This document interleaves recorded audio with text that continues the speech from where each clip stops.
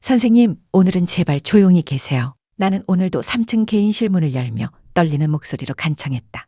하지만 방 안에서 들려오는 건 여전히 그 노인의 차갑고 날카로운 웃음소리뿐이었다. 31살 간호학과를 졸업하고 강남의 고급 요양원에 취직한 나는 행운아라고 생각했다. 월급은 다른 곳보다 2배나 많았고 시설은 호텔처럼 깨끗했다. 하지만 그 화려한 외관 뒤에 숨겨진 진실을 알게 되기까지는 오래 걸리지 않았다. 내 이름은 정수연이다. 지방대학 간호학과를 간신히 졸업하고 서울로 상경한 나는 취업의 벽 앞에서 수없이 좌절했다. 대형 병원은 내 이력서를 거들떠보지도 않았고 작은 병원들은 경력자만 원했다. 그러던 중 우연히 본 채용 공고 하나가 내 눈을 사로잡았다. 엘리시움 요양원, 최고급 시설, 최상의 대우. 면접은 놀라울 정도로 순조로웠다. 원장 선생님은 다정하게 웃으며 말했다.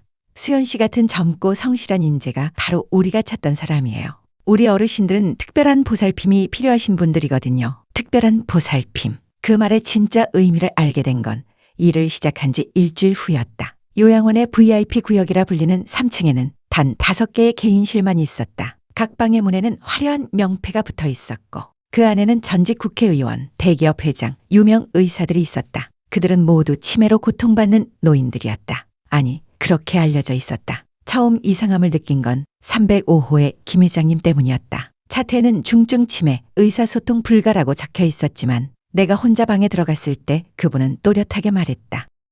간호사 양반, 여기서 나갈 수 있는 방법 좀 가르쳐 주시오. 나는 깜짝 놀라 뒤로 물러섰다. 그분은 쓸쓸하게 웃었다. 역시 안 되겠군. 자네도 그들 편인가?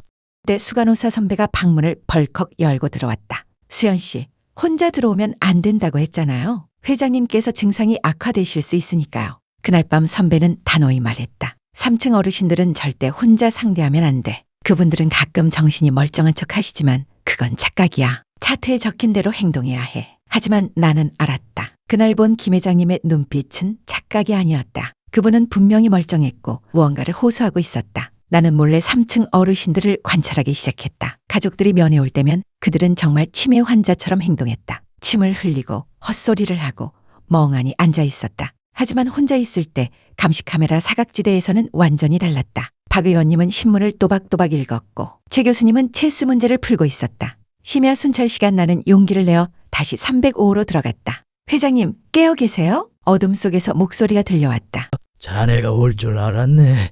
양심이 있는 사람이라면 이 상황을 못 본 척 할 수 없지. 그날 밤 나는 충격적인 이야기를 들었다. 3층의 5 노인은 모두 멀쩡했다. 그들은 자신들의 재산을 노리는 가족들과 요양원의 공모로 인해 강제로 치매 환자로 둔갑되어 감금되어 있었다. 우리 자식들은 내가 죽기를 기다릴 수 없었던 거야.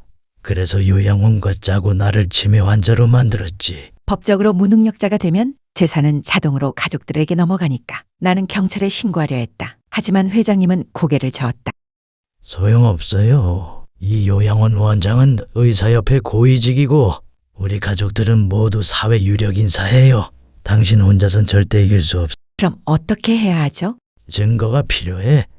우리가 멀쩡하다는 명백한 증거가. 그날부터 나는 2개의 삶을 살았다. 낮에는 요양보호사로, 밤에는 진실을 밝히는 증거 수집가로. 나는 몰래 카메라로 어르신들의 정상적인 모습을 촬영했다. 신문을 읽고 대화하고 논리적으로 말하는 장면들을. 하지만 그 일은 생각보다 위험했다. 3개월 후 나는 결국 발각되었다. 원장실에는 원장과 김 회장의 아들이 있었다. 정수연 씨, 당신이 무슨 짓을 하고 있는지 다 알고 있어요. 그들은 내게 모든 자료를 삭제하고 각서를 쓰라고 협박했다. 하지만 나는 미소 지었다. 삭제할 건 없어요. 이미 백업했고 안전한 곳에 보관 중이에요. 그건 거짓말이었다. 모든 영상은 내 휴대폰과 USB에만 있었다. 하지만 그 거짓말이 나를 지켜주는 유일한 방패였다. 나는 요양원에서 쫓겨났다. 하지만 포기할 수 없었다. 김 회장님이 알려준 변호사 이정훈 변호사를 찾아갔다. 믿기 어렵군요. 하지만 증거가 있다면. 나는 USB를 건넸다. 그의 표정이 굳어졌다. 이건 엄청난 사건입니다. 하지만 상대가 만만치 않아요. 더 확실한 증거가 필요합니다. 우리는 계획을 세웠다.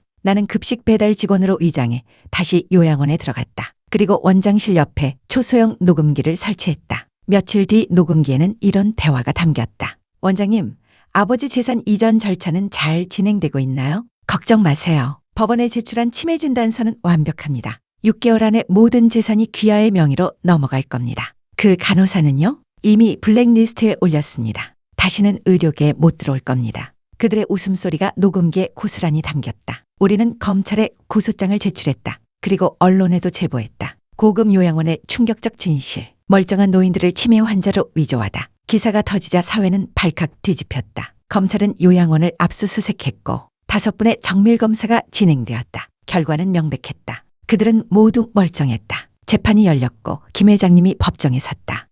멀쩡합니다. 제 자식들은 제가 살아있는데도 제 재산을 차지하기 위해 저를 미친 사람으로 만들었습니다. 그의 목소리의 방청석은 숙연해졌다. 판결은 우리의 승리였다. 원장은 사기와 감금죄로 징역 10년을 선고받았고 공무원 가족들도 모두 처벌받았다. 5 어르신은 자유를 되찾고 재산을 지켜냈다. 나는 김 회장님의 도움으로 작은 요양원을 열었다. 이름은 존엄 요양원. 이곳에서는 어떤 노인도 거짓 진단을 받지 않는다. 모든 어르신은 인간으로서 존중받고 그들의 목소리는 경청된다. 첫 입소자는 김 회장님이었다. 이번엔 진짜로 치매 초기 증상이 있었지만 그분은 웃으며 말했다. 여기서는 안심이야. 내가 정말 아플 때도 산답게 대접받을 수 있으니까. 나는 매일 아침 요양원 입구에 걸린 문구를 바라본다.